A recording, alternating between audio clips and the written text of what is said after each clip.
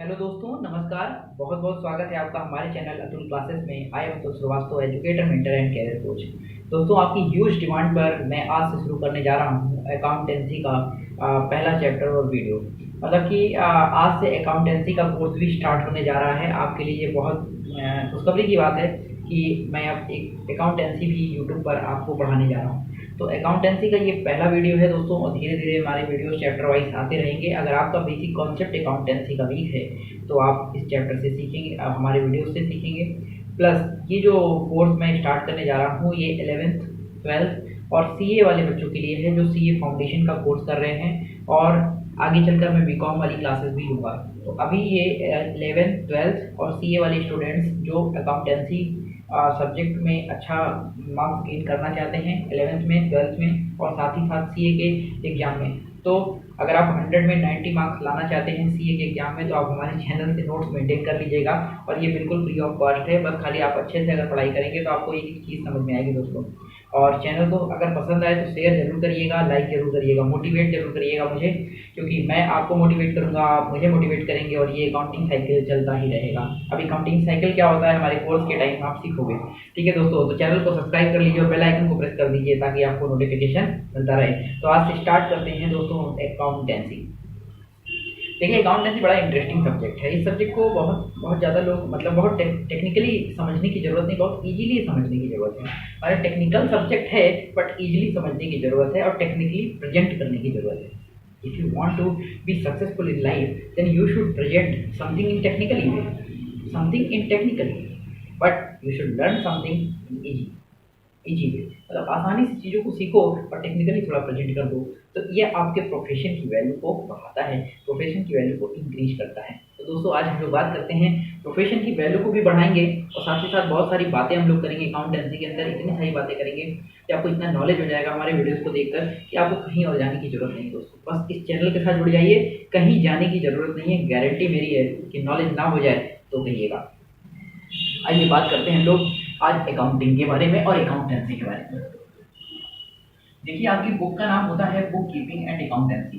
Book keeping जब आप 11th में होते हैं, और ये कोर्स सभी के लिए है, सीए वालों के लिए, 11th 12th वालों के लिए, और जो भी बच्चे बेसिक अकाउंटिंग सीखना चाहते हैं, कल को टैली में काम करना चाहते हैं, अकाउंटेंट बनना चाहते हैं, सबके लिए ये कोर्स है। आराम से सीखो, नोट्स बनाओ और फिर जाके कंपनीज में काम करो, और ना बजाए तो कहिए हर तरह से आप परफेक्ट बनने वाले हो। तो देखिए, बुक कीपिंग और अकाउंटेंसी का क्या मतलब, बुक कीपिंग एंड अकाउंटेंसी, आपके सब्जेक्ट का नाम ही ये है।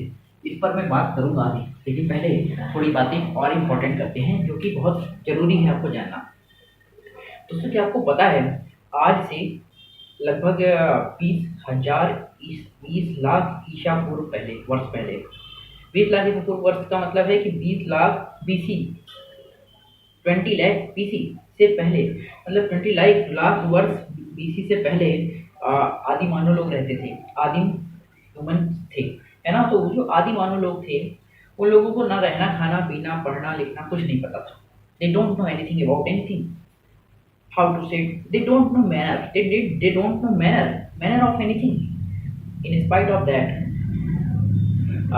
they are eating something, they are eating animals, they are making, after sometimes after 10,000 BC, in 10,000 BC they are learned, they had learned, वो सीख चुके थे। क्या सीख चुके थे?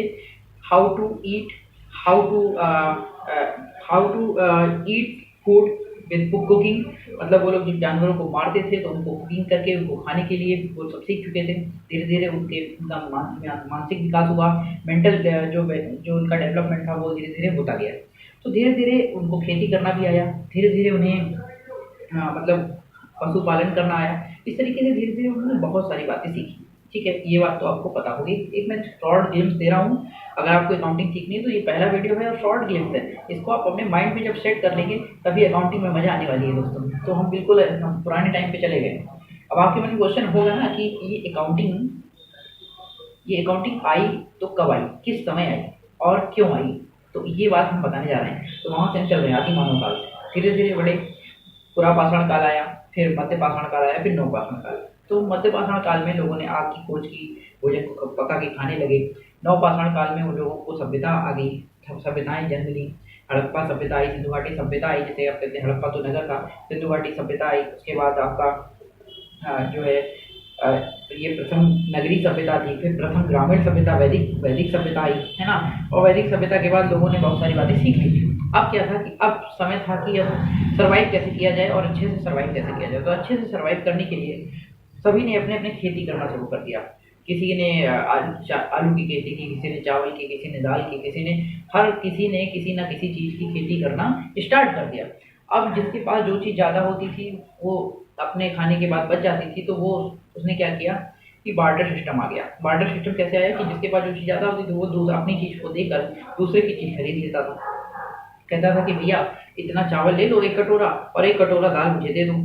और जैसे एक वो इस तरीके से मतलब 1 झोला चावल दे देता, वो 1 झोला आलू ले लेता था। इस तरीके से बार्टर सिस्टम के अंदर ये सारी बातें चल रही थी। बार्टर सिस्टम का मतलब वस्तु विनिमय, अपनी वस्तु को देकर दूसरे की वस्तु ले लेना, बार्टर सिस्टम कहलाता है।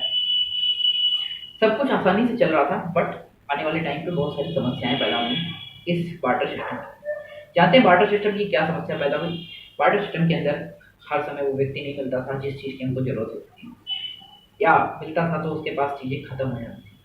तो बड़ी समस्या होती थी दूसरे व्यक्ति को ढूंढना उसी तरीके की जिसको मेरी चीज़ की नीड है और मुझे उसकी चीज़ की नीड है। ये बहुत बड़ी प्रॉब्लम थी। हो सकता है मुझे आलू की ज़रूरत है, लेकिन आलू वाले को चावल की ज़रूरत नहीं है, क्योंकि वो भी चावल कहीं ना कहीं थोड़ा बहुत उगा रहा है। तो ये समस्या बहुत गंभीर समस्या पैदा हो रही थी। अब इस समस्या का समाधान क्या हो? तो आने वाले टाइम पे गवर्नमेंट ने फिर मुद्रा का आविष्कार किया, यानी मनी का डेवलपमेंट किया, और मनी आई। मनी ने इस प्रॉब्लम को, बार्टर सिस्टम की जो बहुत बड़ी समस्या थी, इस प्रॉब्लम को मनी ने रिमूव कर दिया। दोस्तों मनी ने क्या किया? मनी ने कहा कि अब जिसके पास हर वस्तु की एक पर्टिकुलर प्राइस होगी, कीमत होगी, और उस प्राइस को वो सेल करेगा उसी रेट में, और उतने रुपए में जितना चीज़ मिलती है उतने दे देगा।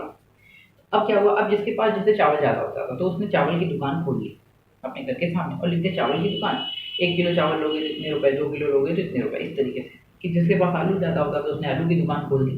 इसी तरीके से हर व्यक्ति ने अपने ज़्यादा प्रोड्यूस्ड गुड्स की शॉप खोल दी, और इस तरीके से फिर वो सेल करना स्टार्ट कर दिया।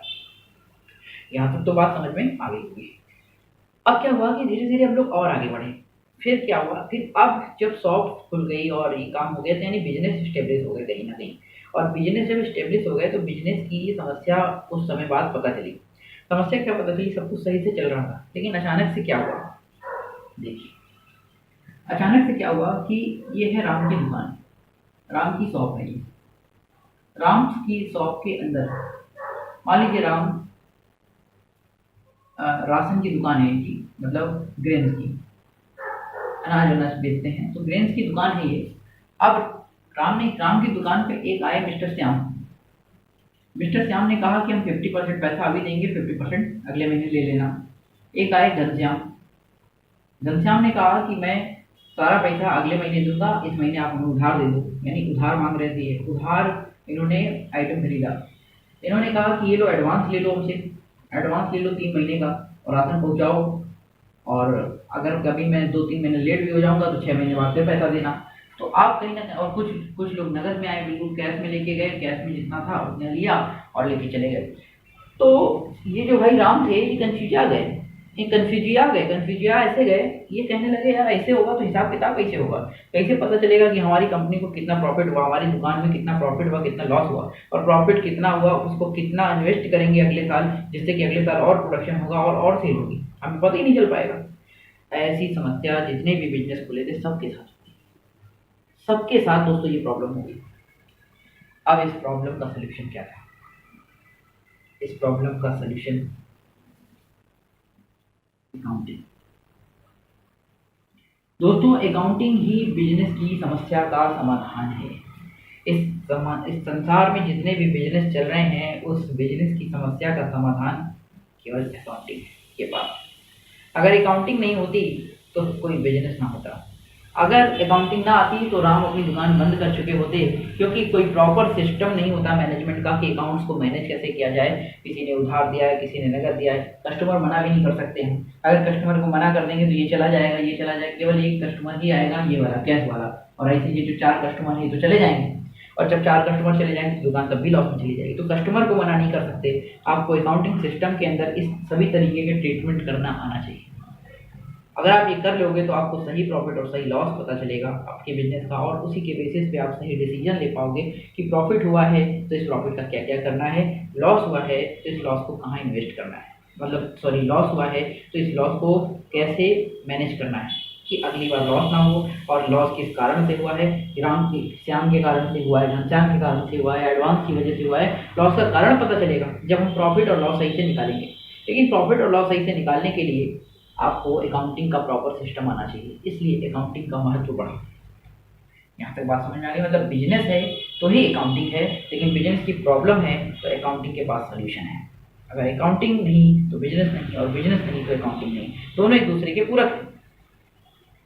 मेरे ख्याल से आपको इतनी बात तो अच्छे से समझ में आई होगी कि अकाउंटिंग क्या है, मतलब क्यों आई, इसका क्या ज़रूरत थी, अकाउंटिंग ना होती तो क्या होता है, ये बात आपको समझ में आ गई। ठीक है दोस्तों, अगर ये बात आपको समझ में आ गई है तो हम अब बात करने वाले हैं थोड़ी सी अकाउंटिंग की हिस्ट्री की। तो ऐसे बातचीत चल रही थी तो इन 1694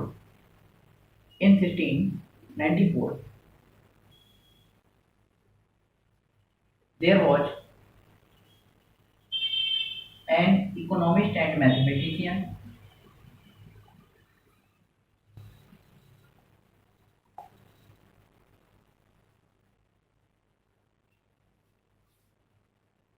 इनको ल्यूकस और ल्यूका दोनों बोलते हैं, ल्यूकस या ल्यूका पैसियोली।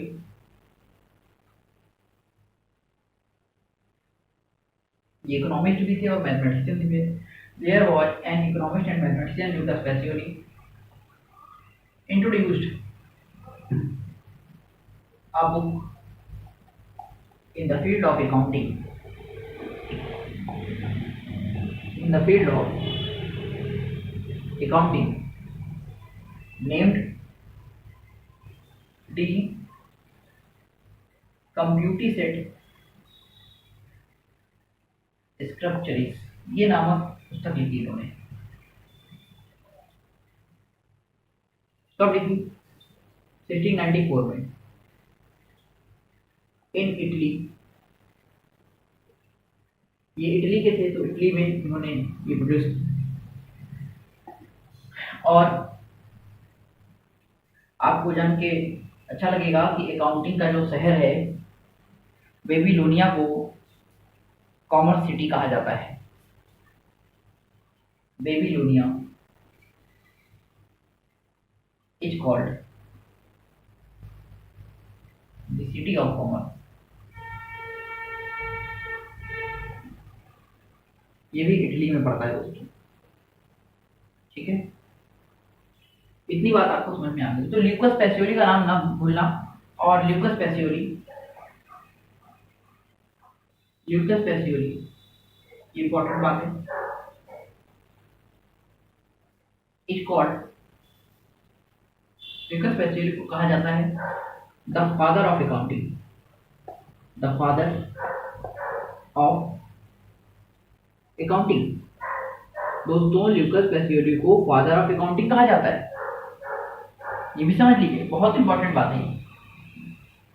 ऐसे ही नोट्स बनाते आप चलेंगे हमारे साथ साथ, हम आपको जो जो बातें लिखा रहे हैं अच्छे से नोट्स बना लीजिए एक बार कॉपी में। और मेरा पढ़ाया हुआ दोस्तों वन डे एग्जाम सुन लीजिए। अब आपको मैं आपको जो भी पढ़ा रहा हूँ, कहाँ कहाँ पे आपको क्वेश्चन फंसेंगे, 11th में, 12th में, सीए फाउंडेशन में पूरे प्रश्न आएंगे, इसी से आएंगे जो मैं वीडियो पढ़ा रहा हूँ सीए फाउंडेशन में। और प्लस जितने भी आप वन डे एग्जाम देते हैं जिसमें अकाउंटिंग आती है, जैसे account assistant, assistant accountant, auditor, journal, इस तरीके से जितने भी एग्जाम गवर्नमेंट एग्जाम्स होते हैं वन डे एग्जाम, उनमें भी दोस्तों इसी से प्रश्न आएगा, एक भी क्वेश्चन इससे बाहर नहीं आएगा।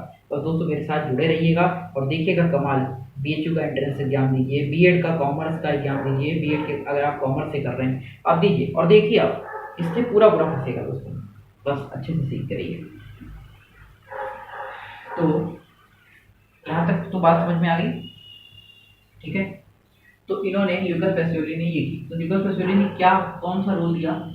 ल्यूकस पैसियोली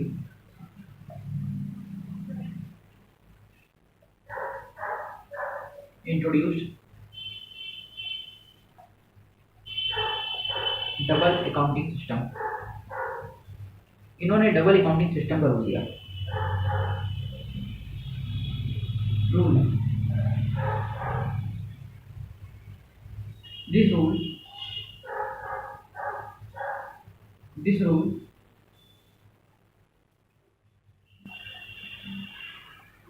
डिफाइंस, ये रूल डिफाइन करता है, क्या करता है, this rule define that every transaction